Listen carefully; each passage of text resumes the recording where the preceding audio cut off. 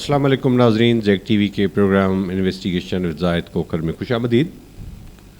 Sindh action committee की जानिब से किए गए एहतजाज और उसके बाद जो बैरा टाउन में जलाओ घेराव के मामलात हुए, उसके बाद आज 3 मुख्तलिफ मुकदमात दर्ज किए गए हैं सिंध एक्शन कमेटी की क़यादत और कारकुनों के ख़िलाफ़।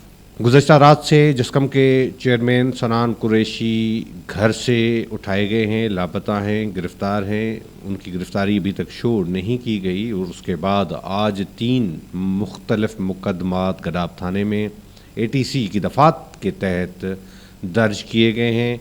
सैकड़ों जो कारकुनान हैं वो गिरफ़्तार हैं, वो भी ATC कोर्ट में पेश किए जाएंगे। और उसके साथ साथ अब ये भी मुमकिन है कि अब सिंध एक्शन कमेटी की जो क़यादत है, जिसमें सैयद जलाल महमूद शाह, डॉक्टर कादिर मगसी हों, रियाज चांडियो और दीगर जो उनके रहनुमा हैं, उनको भी गिरफ़्तार किया जाए। और उसके साथ साथ सिंध इंडिजीनियस राइट्स अलाइंस के जो रहनुमा है गुल हसन कलमती और दीगर को भी नामिनेट कर दिया गया है।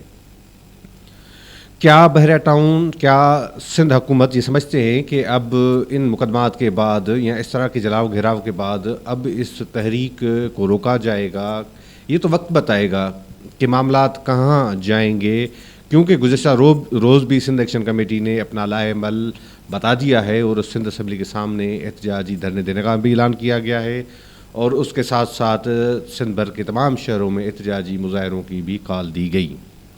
बहरा टाउन को गुज़श्ता 5 साल से मैं ख़ुद रिपोर्ट कर रहा हूँ मुख्तलिफ़ TV चैनल्स में। जब TV चैनल इस इशू को हाईलाइट नहीं करते थे तो उस वक्त भी सोशल मीडिया अपने फेसबुक के ज़रिए तमाम हक़ाइक़ जो है उनके मुतालिक आगाह करता रहा हूँ। तमाम मीडिया जो है, हमारे इलेक्ट्रॉनिक मीडिया, हम जिसका नाम दे कौमी मीडिया, वो इस मामले पर बात करने के लिए तैयार नहीं है।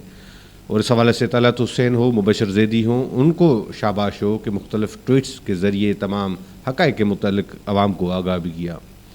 ये जब धरना दिया जा रहा था, क्योंकि शुरू दिनों से सिंध इंडिजीनियस राइट्स अलाइंस की जानिब से एहतजाज की कॉल दी जा रही थी। वो अकेले थे, कुछ लोग थे, उन्होंने कभी भी पुरतशद्दुद वाक़यात की हिमायत नहीं की, ना कोई तलकीन की। और उसके बाद अब सिंध एक्शन कमेटी की जानिब से जब एहतजाज की कॉल दी गई, तमाम मामला थे, तो उससे पहले ही कुछ मामलात इश्यूज़ ऐसे हैं जो आपको बताना ज़रूरी ये समझता हूँ कि उससे पहले ही एक साजिश, एक कोशिश की जा रही थी कि इस तरह की जो एहतजाज है, जो तहरीक है, उसको सबूताज किया जाए। जिस तरह से मिसाल के तौर पर हमने रिपोर्ट किया, आइकॉन टावर में एक पटाखा फोड़ा गया, कहा गया कि भाई एक जो तंजीम है उन्होंने हैंड ग्रेनेड फेंका और उनके जो हैं गार्ड वो ज़ख्मी हो गए, जिसके मुतालिक भी सिंध इंडिजीनियस राइट्स अलाइंस हो या सिंध एक्शन कमेटी, उन्होंने वाज़े किया, मज़म्मत की, कहा कि हम इस तरह की किसी कार्रवाई में मुलव्वस नहीं हो सकते हैं। उसके बाद अगर हम कल की बात करते हैं तो कल शहर, छोटे शहर हों, बड़े शहर हों, चप्पे चप्पे पर जो पुलिस खड़ी थी, चप्पे चप्पे पर सिक्योरिटी सख्त थी, कारकुनों को आने नहीं दिया जा रहा था। ये तमाम मामला थे जो हम रिपोर्ट कर रहे थे। उससे भी पहले की अगर हम बात करें कि एहतजाज से पहले भी DIG ईस्ट साकिब इस्माइल मेमन साहब ने कमेटी तश्कील दी और कहा कि इसकी सिक्योरिटी के लिए, हम बहरा टाउन के लिए हम ये कमेटी कर रहे हैं और सैकड़ों और हज़ारों पुलिस एहलकार उनकी सिक्योरिटी के लिए मुकर्रर कर दिए गए थे। अब ये सवाल पैदा होता है, जो बात की जाती है कि बहरा टाउन के अंदर जो है वो सिंध एक्शन कमेटी के कारकुनान जो है या सिंध एक्शन कमेटी ने कहा कि आप जाके जलाओ घेराव करें, तो ये कैसे मुमकिन है? जिन कारकुनों को आने की इजाज़त नहीं थी और इतनी सिक्योरिटी थी वहाँ पर, तो कारकुनान अंदर कैसे चले गए? ये सवाल पैदा होते हैं। ये ऐसे सवालात हैं जिससे हकीकत और हक़ाइक़ से हम मुँह मोड़ नहीं सकते हैं। और दूसरी बात यह है कि सिंध जो बहरा टाउन की अपनी सिक्योरिटी भी इतनी सख्त होती, वो कहाँ गई? जब ये जलाओ घेराव हो रहा था, उनके अंदर इतने सिस्टम मौजूद होता है, फायर ब्रिगेड का अमला होता है, सारी चीज़ें वो कहाँ चली गई जी? अगर हम मान भी लें कि कुछ कारकुनान चले भी गए, तो क्या, किस तरह से ये मुमकिन होता है? हो सकता है कि पुलिस की इतनी मौजूदगी के बावजूद, बहरा टाउन की अपनी सिक्योरिटी की मौजूदगी के बावजूद, अगर कोई गांव देहात का कोई एक बंदा भी उनकी कोई हदूद में आ जाता है, जो अभी तक वहाँ पर कंस्ट्रक्शन भी नहीं हुई है, तो वहाँ पर तो इनकी सिक्योरिटी गार्ड सारी चीज़ें पहुँच जाती हैं।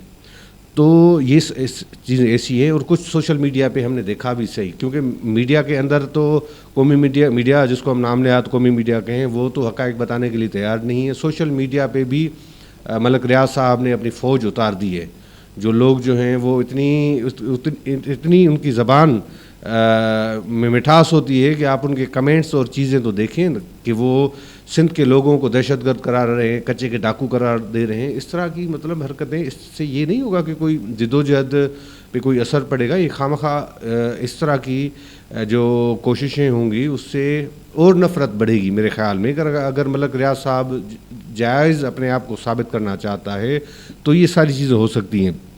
दूसरी बात यह है कि ख़ुद कल से भी कुछ जो डीलर्स हैं, जो प्रॉपर्टी डीलर, उनकी जानिब से भी सोशल मीडिया पे अपने वॉइस मैसेजेस दिए जा रहे हैं कि भाई मलक रियाज साहब के जो बेटे हैं अली रियाज, वो इस तरह की कोशिशें हमेशा करता रहा है, माजी में भी की हैं, ताकि मार्केट डाउन हो, फिर लोगों से परचेज़ करके फिर हाई दामों में जो है दुगने दामों में चीज़ों को फिर फ़रोख्त करें। ये एक उनकी कोशिश होती है, मेकनिज़म होता है, जो भी है।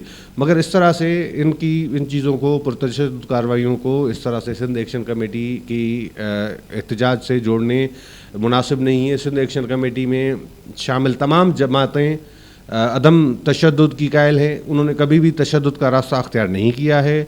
और एक तो वीडियो में कहा गया कि किसी को कारकुन कह रहा था कि मुझे जलाल महमूद शाह ने भेजा है। जो लोग जलाल महमूद शाह साहब को जानते हैं, उनकी सारी ज़िंदगी गुजर गई है, वो कभी भी पुरतशद्दुद सियासत में यकीन ही नहीं रखते हैं। उनका एक अपना नज़रिया है, जद्दोजहद करते हैं सिंध के हुकूक़ के लिए।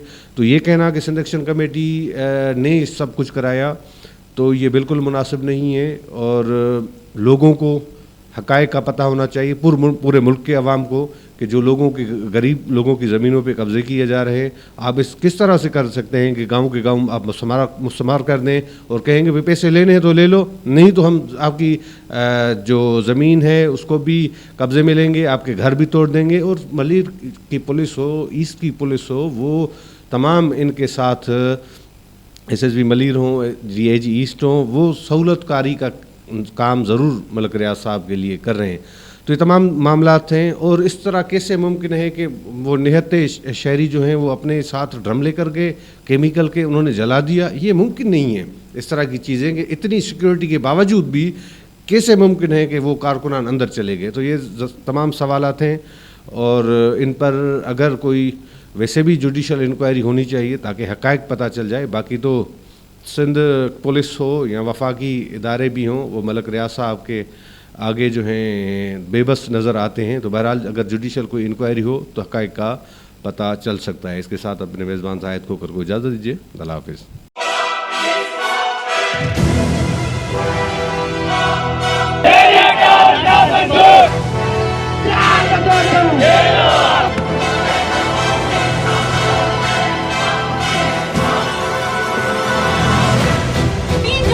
इंच को तव्हांखे ॾियण लाइ तयारु न आहियूं।